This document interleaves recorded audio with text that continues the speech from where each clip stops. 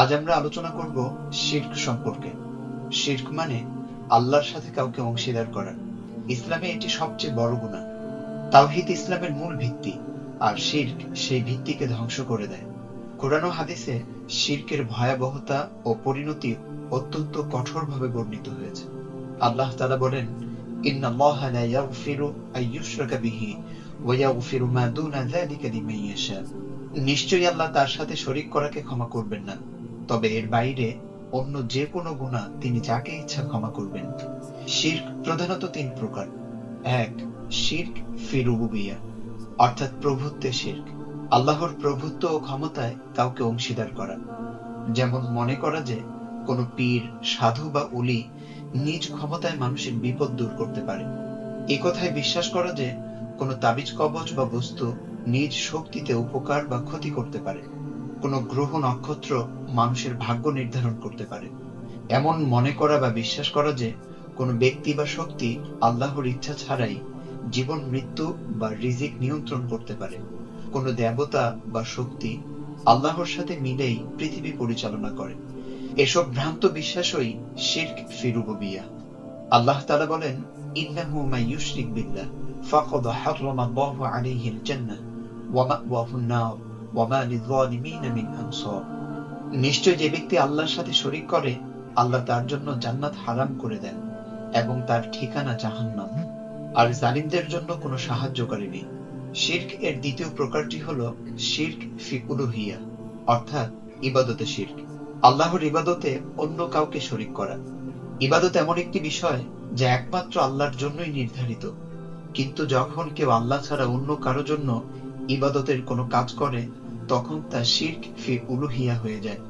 যেমন আল্লাহ ছাড়া অন্য কারো কাছে দোয়া করা, মূর্তি বা অন্য কিছুকে সিজদা করা, আল্লাহর জন্য নির্ধারিত কুরবানি অন্যের নামে দেওয়া, কোনো মানুষ, দেবতা বা জিনের নামে মানত করা, যা কিনা স্পষ্ট শিরক। আল্লাহ তাআলা বলেন, কুল ইন্না সলাতি ওয়া নুসুকি ওয়া মাহইয়ায়া ওয়া মামাতি লিল্লাহি রাব্বিল আলামিন। বলুন, নিশ্চয় আমার নামাজ, আমার কুরবানি, আমার জীবন ও মৃত্যু বিশ্ব জগতের প্রতিপালক আল্লাহর জন্য। আল্লাহ তাআলার কিছু বিশেষ গুণ আছে, যেমন তিনি সর্বজ্ঞ, অর্থাৎ সবকিছু জানেন, সর্বশক্তিমান, সর্বদ্রষ্টা, সর্বশ্রোতা। এমন সব গুণ একমাত্র আল্লাহ তাআলারই আছে। শিরক এর তৃতীয় প্রকারটি হলো শিরক ফি আসমাই ওয়াস সিফাত, নাম ও গুণাবলীতে শিরক। আল্লাহ তাআলার নাম ও গুণাবলীতে অন্য কাউকে সমকক্ষ করা। যেমন একথা বলা বা মনে করা যে কোনো পীর, সাধু বা ওলি অদৃশ্য সম্পর্কে সবকিছু জানেন বা মানুষের অন্তরের খবর রাখেন।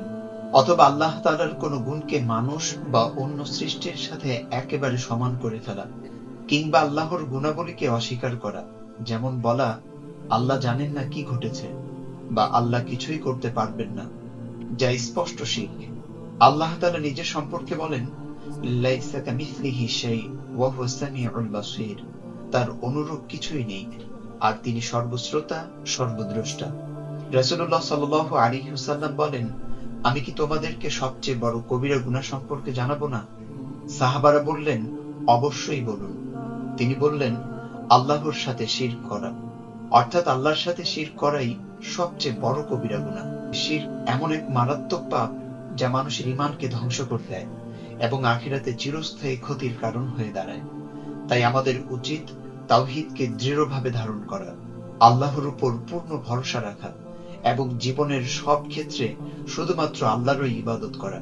আল্লাহ তাআলা আমাদের সকলকে শিরক থেকে হেফাজত করুন এবং খাঁটি তাওহীদের উপর অবিচল থেকে ঈমানের সাথে মৃত্যুবরণ করার তৌফিক দান করুন।